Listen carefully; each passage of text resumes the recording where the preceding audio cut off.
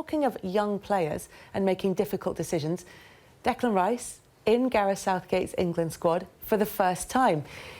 One, has he very much earned his place there? And two, has he earned a place in the starting 11, do you think, in either of the games? Well, look, he's a fantastic player, isn't he? And I think he has earned his right to be included in that squad. You know, if you think about that position, if he is going to play as a defensive midfielder, who would England be looking at? It would be Eric Dyer, who's had a hit-and-miss season. What Declan's been doing at West Ham has been great. He's going to improve. Physically, he's a specimen. Doesn't get rushed on the ball. He reads the game really well. So, look, he's got a fantastic future ahead of him. To start, I'm not so sure. You know, to throw him straight in. Let him get used to the surroundings and the squad of the international setup. But look, he's got a lot of time ahead of him to get his England debut. But no, happy with him in the squad. He's a very good player. He's earned the right. We'll see him soon enough. Jordan Henderson gets injured tonight, so they're going to help his chances of starting, possibly. Eric Dyer's been out injured. He's only come back for the last couple of games. He's mature beyond his years, Declan. I've watched him grow up, and the biggest attribute he's got is he knows his limitations. Now, I know it sounds strange, but for a young boy to really no self-indulgence. It's all about the team. It's all about how can I help the team out the best. And he knows what he's good at. He doesn't try to over-elaborate on anything. He does what he's good at. He tackles, he gets to people, he breaks up the game, he's knowledgeable, fills up holes, puts out fires, and gives the ball to the people who can play. And he heads the ball out the box, and he's a threat from set pieces going forward. He's got everything you need to be that number 6, that defensive midfield player, but with so much responsibility for someone of such a young age.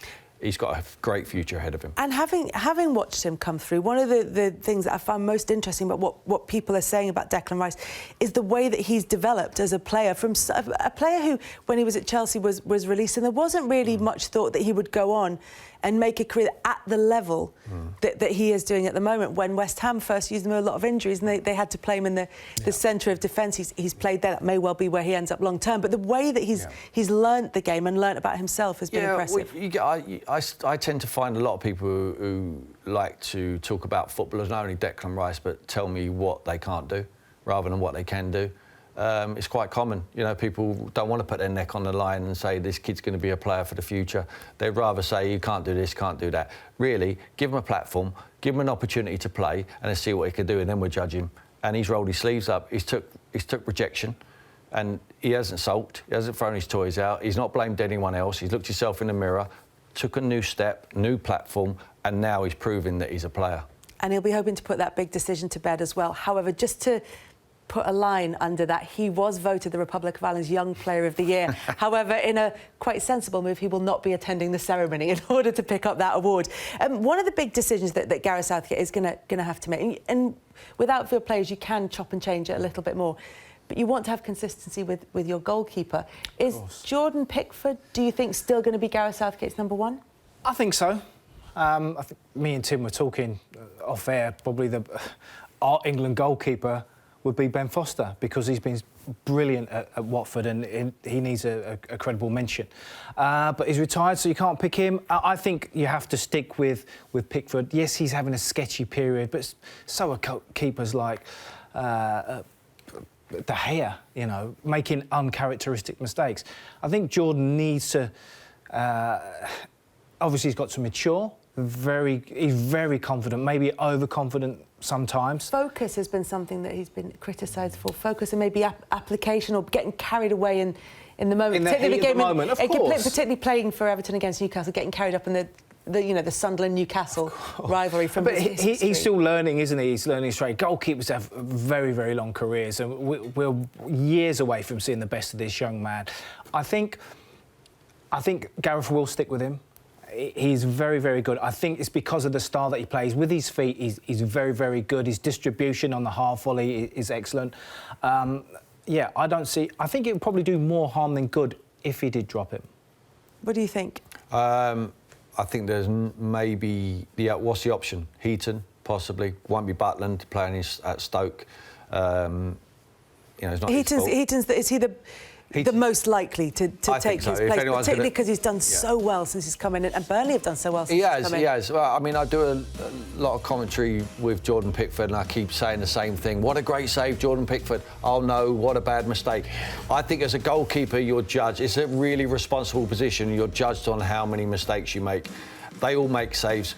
They're all good goalkeepers. They can all keep the ball out of the net. It's who makes the right decisions at the right time. And at the moment, Jordan's making far too many ricks, far too many mistakes for an England goalkeeper. But what's your other option? For me, it would be Heaton rather than Butland. But I just think Ben Foster is the best. But unfortunately, we can't go back. We can't turn back time. I wish we could. I think Gareth should try and get him out of retirement. He's certainly the best. He's the most composed. He demands his area. He makes the saves like they all make. He's good distribution. He's got the lot. I'm really, really surprised that he decided to hang his international gloves up. It's rare for him in an England shirt. But does Gareth Southgate say, I'm going to boost your confidence, as you say, or I can take you out of the firing line when everybody's eyes are on you and England goalkeepers come in for a really tough time, particularly?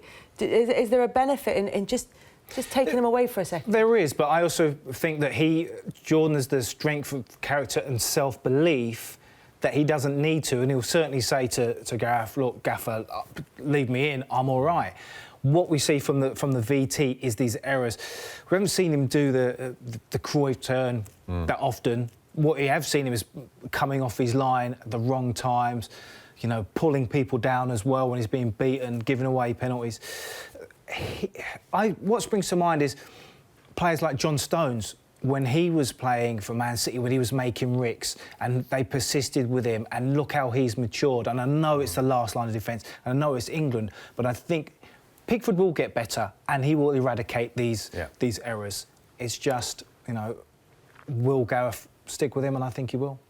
He also talked about the players who were on the fringes. Gareth Southgate, we know he's a manager who likes to bring through young players, but he said, I don't want to bring these players in because the players whose place they'd be taking, not because they're not quite, maybe not quite there, but the players whose place they'd be taking deserve to be there just a bit more. Someone like a Wan-Bissaka, who everybody's been talking about as a potential England player. He's unlucky. There's a lot of good young right-backs in his position. Ward-Prowse is someone who I'd bring in, certainly now. Now Jordan Henderson's got injured. If he's going to miss out on England, looks like he's going to miss out. If he comes off today on a very big game for Liverpool, looks like he's going to miss out on international duty. Ward-Prowse will come in. Gareth said today, world-class delivery on set pieces. Yes, he's got that. He's got more than that.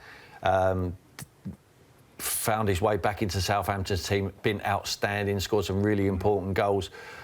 He certainly is one. He obviously missing Harry Winks, who would be an obvious choice. He's out injured at the moment. So if you're going to bring him in, now's the time to integrate them into that. Even if they come and train, it'd be a great experience for the likes of Ward-Prowse.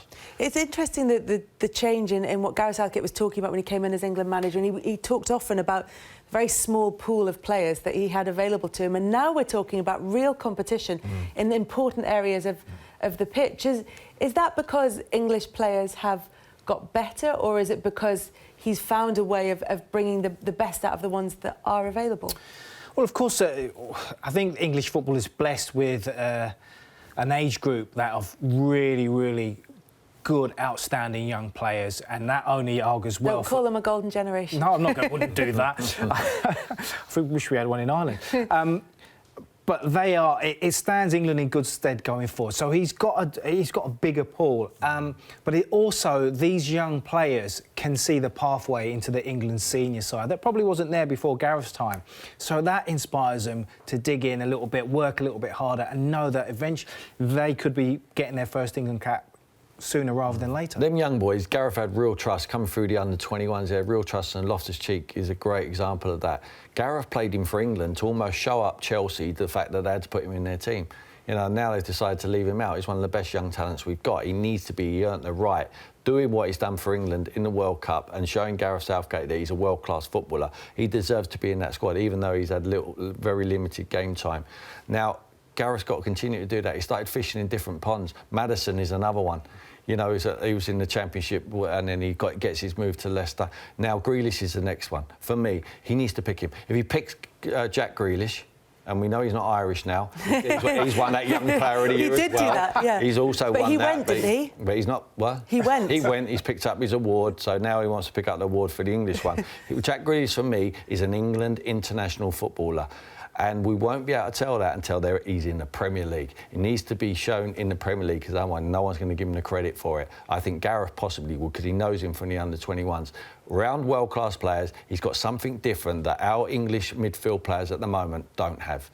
The ball's his friend. He drifts past people. He's a great dribbler. He receives it in all areas of the field. In tight areas, he wants to do that. He needs to add more goals. He needs to add more assists. He will do that playing around with better players.